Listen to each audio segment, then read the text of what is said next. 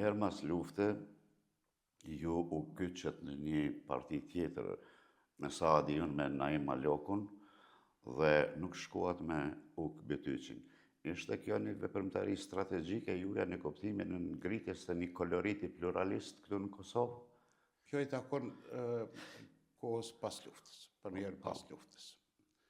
Në qofë se ju kujtohet, po së dhe mos kjo gjenerata jonë pa tjetër që i kujtohet, në atë ambjendin pas luftës ka qenë një rivalitet i ashpër mes dy subjekte politike.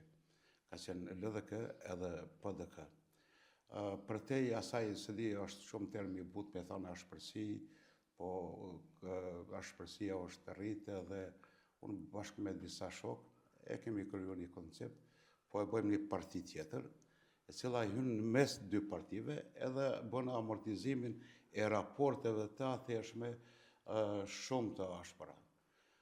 Bashkë me Naim Malokun, Ibrahim Shalin dhe Suarek, ka qenë Milazim Krasniqi,